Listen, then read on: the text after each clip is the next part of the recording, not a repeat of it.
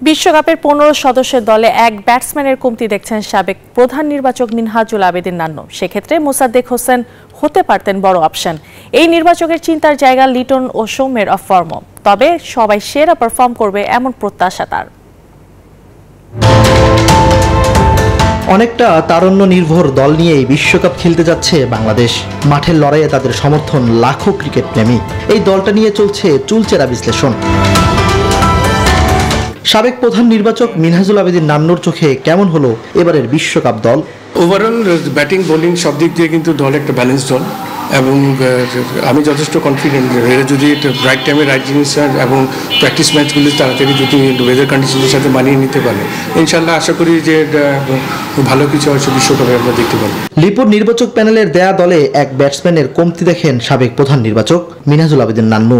সেক্ষেত্রে কন্ডিশন বিবেচনায় মোসাদ্দেকের জায়গা দেখেন নান্নু।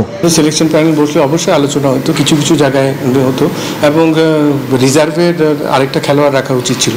এখানে মোসাদ্দেকের চিন্তা করে রাখা উচিত ছিল, কারণ ফার ইস্টে খেলা আছে, কারো কোনো ইনজুরি প্রবলেম হলে, কোনো ব্যাটসম্যানের যদি অলরাউন্ডারের কারো কিছু হয়, ইমিডিয়েট রিপ্লেসমেন্টের জন্য। ইনজুরিতে পড়লেও অভিজ্ঞতা বিবেচনায় নান্নুর পছন্দ তাসকিন, তবে চিন্তার জায়গা লিটন সৌম্যর অফ ফর্ম। লিটন কিন্তু যথেষ্ট এক্সপিরিয়েন্স, আমাদের দেশের জন্য কিন্তু অনেক ভালো ভালো ইনিংস খেলেছে। ক্রিকেটারদের কিন্তু আপস অ্যান্ড ডাউন আছে পারফরমেন্সে, সবসময় কিন্তু গ্রাফটা একই জায়গায় থাকে না, এটা মাথায় আছে। নান্নুর দেয়া ২৭ সদস্যের পুল থেকেই গঠন করা হয়েছে বিশ্বকাপ স্কোয়াড, যা স্বস্তি দিচ্ছে সাবেক প্রধান নির্বাচককে। ইমরান হোসেন, নিউজ 24, ঢাকা।